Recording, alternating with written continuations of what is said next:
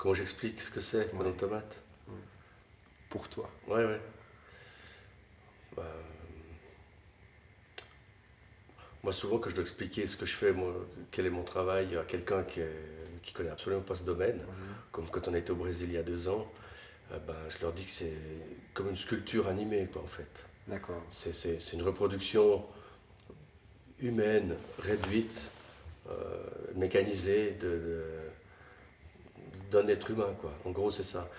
Je parle pas tellement de grandeur nature parce que c'est pas ce que j'aime le mieux. Je trouve qu'il y a plus de poésie Ouais. dans les choses petites, les petits objets, que tu fais une imitation humaine, comme font les Japonais, par exemple, beaucoup, où ils font des hôtesses.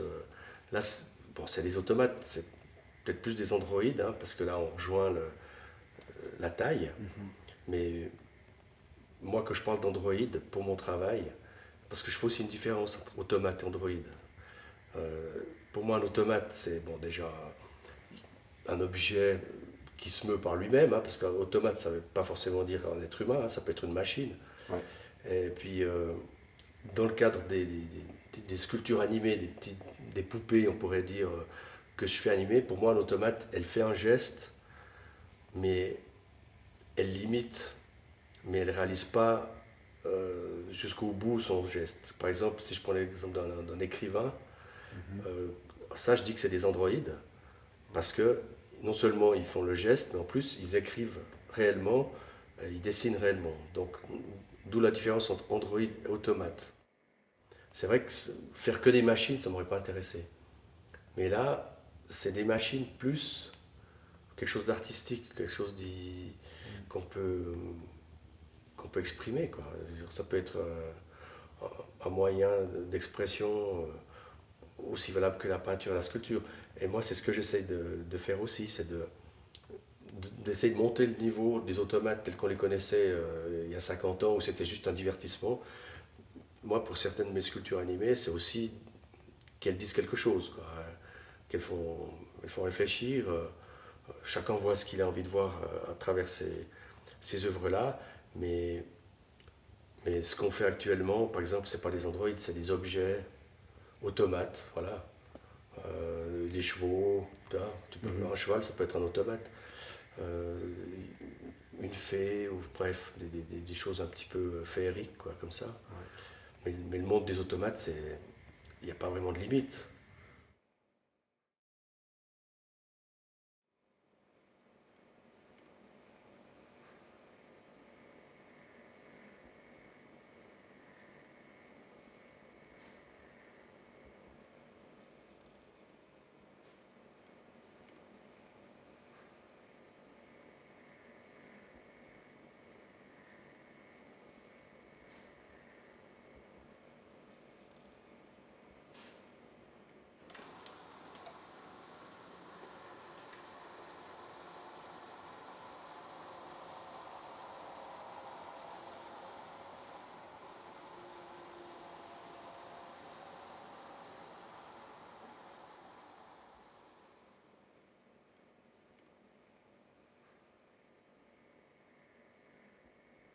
Tu m'avais dit la dernière fois, des fois c'est un petit peu Oui, ambigu pour toi. ouais, il y a un malaise.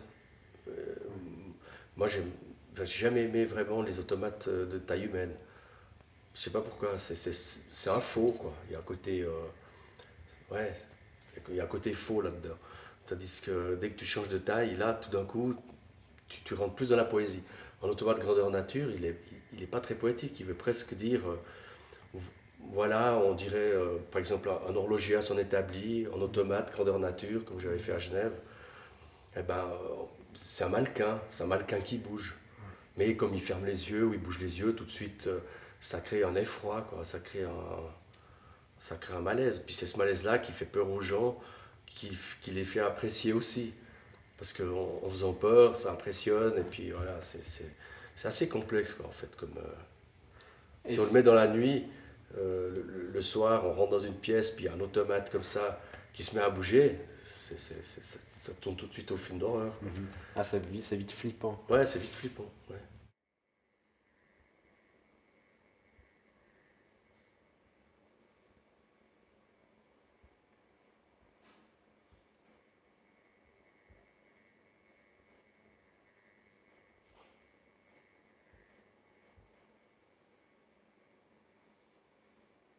je sais pas comment expliquer quoi, ce rapport avec les objets que j'ai. C'est vrai, c'est bizarre quoi. C'est Une sorte de fascination comme ça. ouais, comme une fascination. Ouais, une fascination pour les machines en général. Les machines en général, c'est vrai. Mhm. Peut-être que c'est venu gamin, parce que mon père, avec sa boîte de cartonnage, il avait plein de machines pour emballer, pour couper les cartons, pour les plier. Enfin, et tout gamin, je me disais, mais c'est incroyable cette machine. On met le colis dedans, on appuie sur une pédale, puis schlac, ça met la ficelle, ça fait le nœud. Comment ça marche avec des cames, avec des leviers. Je veux dire, ça, on ne peut pas le faire qu'en ordinateur. Ça existe toujours comme ça. Il y a des choses qui seront immuables. Il faut que ça se fasse physiquement. Et puis après, ouais, cette curiosité, puis dans chaque objet, je lui voyais une espèce de personnalité. Je me disais, tiens, cette machine a une personnalité féminine, masculine, enfantine, ancienne. Ouais, c'est marrant, ça. Parce que c'est un peu la même chose. Pourquoi j'achète tel objet, tel piano mécanique ou telle boîte à musique? C'est chaque fois parce qu'il y a une petite particularité avec laquelle je sais que justement cet objet, il a une âme, il a une intelligence à l'intérieur que j'aime bien découvrir et puis comme un secret aussi. Il y a ce côté secret, moi je suis quelqu'un hyper curieux et j'ai toujours aimé aller fouiller les greniers de ma grand-mère et tout, trouver des objets, qu'est-ce que c'est que ça quoi, des bouquins, ça j'adore. Et dans les automates, il y a ce mystère tout le temps, ça c'est... Et la curiosité, moi je suis quelqu'un de très curieux quoi. Si je vois un objet, j'ai vraiment envie qu'il fonctionne, j'ai envie de voir comment ça marche. Ouais. On dit, ah ça y est, c'est un peu obsessionnel, mais c'est passionnant quoi. Ouais.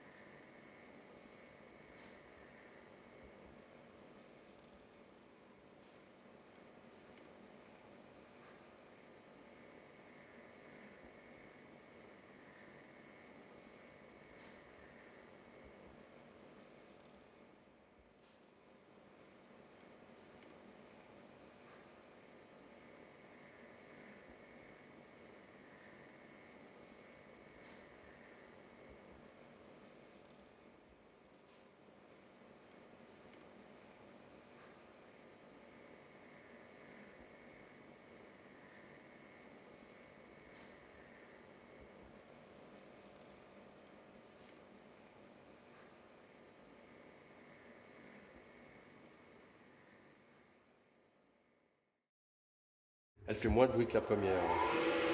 La première, j'avais pris un ventilateur de forge.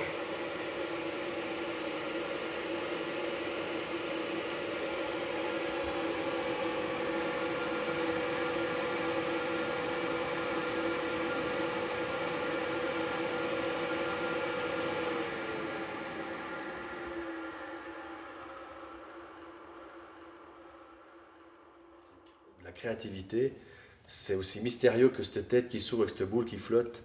Et il y a plein de gens qui ne comprennent pas comment elle bouge la boule. Hein. Je leur dis, mais c'est une ventilation, l'air va autour, et puis comme elle est très ronde, et ben elle reste au centre du flux d'air. Ben, ça, ça va bien ensemble. J'ai une idée de faire un objet animé, et puis en le faisant, et une fois terminé, c'est là que le message il sort. Ouais. Pas l'inverse. C'est pas, tiens, je vais faire un message sur la douleur, la tristesse. Non, non. Ou l'enfermement, ou, etc.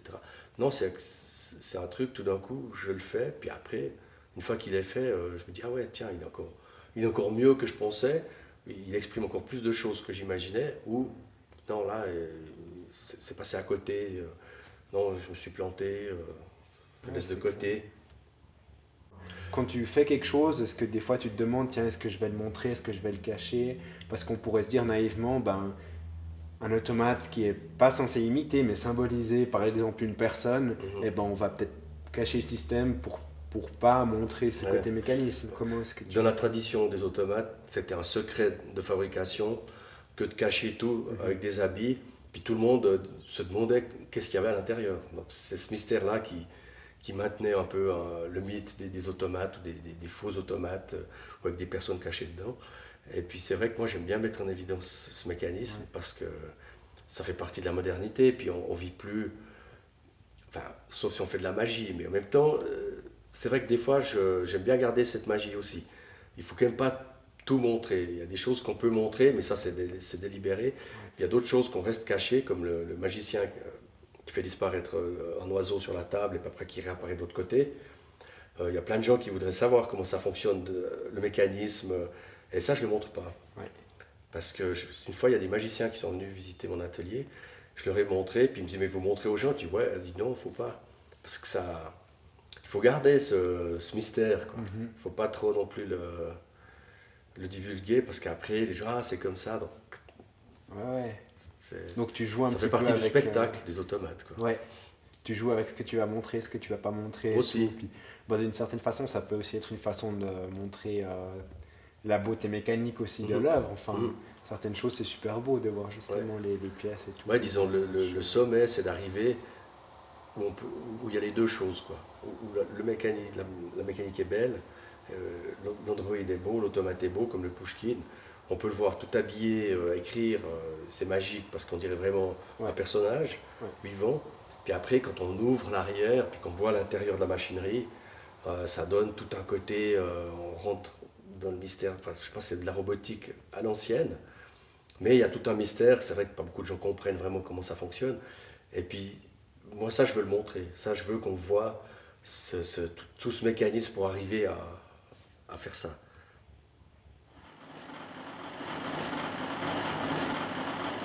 Tu sais de quand il date? Oh là là. Ah là, il y a une fiche. Là, Ok, quoi? Automate électrique de vitrine à restaurer avec 5 personnages en composition animée. Format. Ouais, ils disent pas grand chose. Ils disent pas grand chose. Les aspects techniques. Ouais, ils disent pas grand chose. Puis là, t'as autre chose. Ouais, ça, c'est la vente, quoi. Toi, tu sais même pas si c'est en France. En France, ouais. Donc c'est un truc français. Ouais.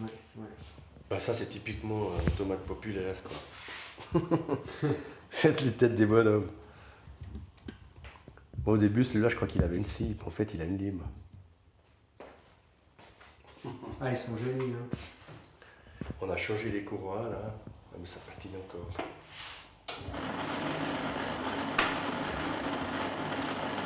Moi, je crois que c'est celui-là qui va faire.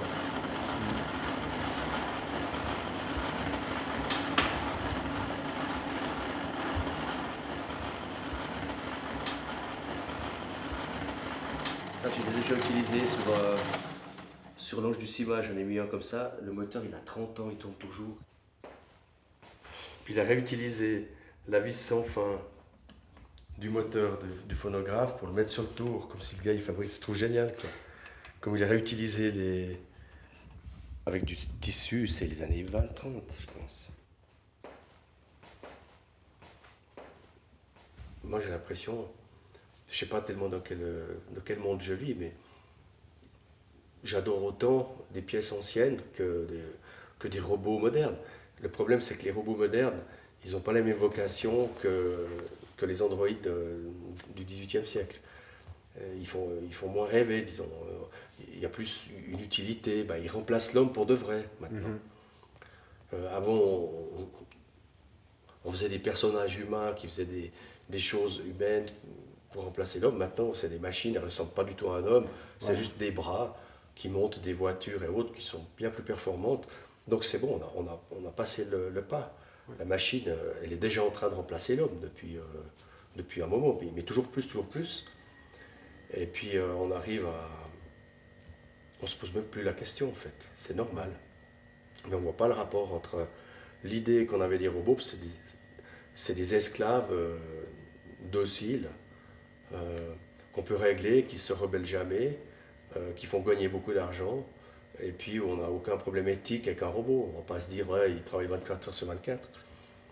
Mais on pourrait imaginer, pour faire plus joli dans une usine, on pourrait les décorer différemment, Ça, j'ai déjà pensé, une usine qui aurait tous des robots qui auraient une tête et autres, même si ça ne sert à rien, tout d'un coup, les gens verraient ça complètement différemment. Ça serait une autre image de l'industrie, qui serait plus marrante, quoi.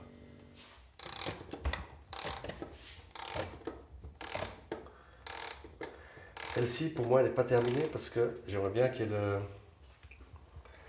qu'elle sorte un son quand elle ouvre la bouche comme ça. D'accord. Un son mécanique. Mais tu le ferais à partir de quoi le son? Mais un appôt, un Ouais. truc qui soulève, puis chaque fois qu'elle fait comme ça, je sais pas, elle ferait un. J'ai encore pas trouvé.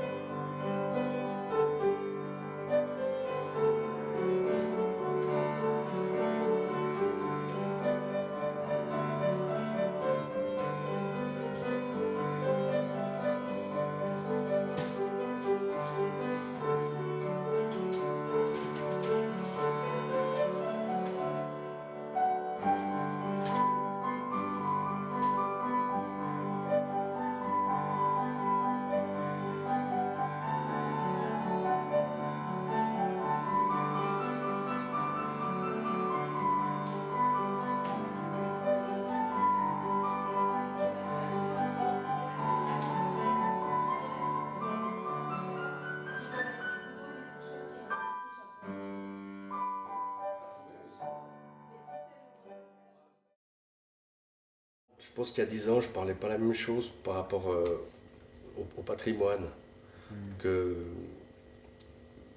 on attache trop d'importance à des choses futiles maintenant, puis on a une technologie hyper développée, mais que moi je trouve mal utilisée, quoi. Parce qu'au niveau de la créativité, on a des outils fantastiques. Euh, Par rapport à quand on fait des simulations Ouais. pour des mouvements de chevaux, des choses comme ça, je veux dire, avant on devait les faire physiquement, ces simulations. Maintenant, on fait tout en virtuel, mais c'est génial. On n'a même pas besoin de se dire est-ce que c'est juste. Non, c'est juste. Euh, donc moi je vois ce côté, un apport pour ce travail-là. Maintenant il y a des jeunes de plus en plus qui s'intéressent au travail que je fais, qui viennent me demander. On a des projets de faire une école, on a enfin bref, je travaille aussi main dans la main avec l'école technique de Sainte-Croix sur certains projets. Et puis il y a des jeunes qui s'y intéressent, mais simplement qui ne savent pas que ça existe. Ouais. Donc moi non plus je ne savais pas que ça existait, que ça pouvait être un métier. Mais comme on est dans le monde du mouvement, je me dis, faire des automates, c'est justement une étude des mouvements. Ça peut être des mouvements humains, des mouvements pour la sculpture même abstraite. Et cette étude du mouvement, moi je l'adore parce que elle peut exprimer des choses incroyables. Elle peut exprimer la rage, elle peut exprimer la douceur, tout ce qu'on veut, quoi. On peut faire des mouvements agressifs ou non. Moi, il me semble que par rapport aux automates que je fais, quand on refait un Android dessinateur-écrivain, en apportant, en essayant de faire encore mieux que ce qui se faisait il y a 200 ans, euh, ça veut dire qu'on peut évoluer toujours, Ouais. toujours. Et encore, après moi, on peut encore évoluer. Et ça, c'est de se dire, on n'est pas arrivé au bout d'une chose. Maintenant, cette chose est à son maximum, on ne peut pas aller plus.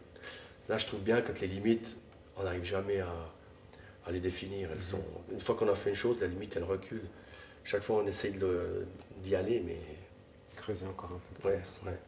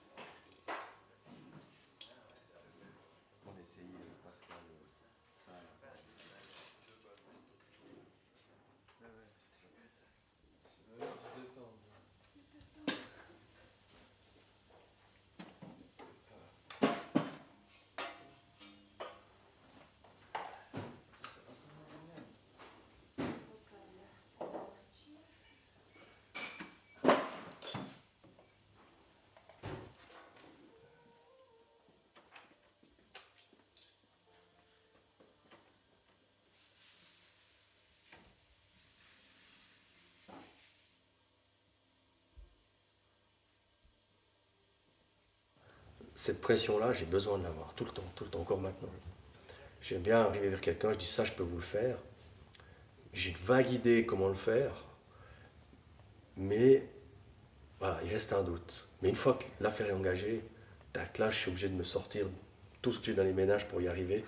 Et je crois que il doit y avoir un flux d'adrénaline qui sort de mon cerveau, puis qui me rend hyper heureux, et puis qui fait qu'on est tout le temps à la recherche de ça, quoi, de ce plaisir. Parce que c'est un plaisir. C'est un plaisir incommensurable.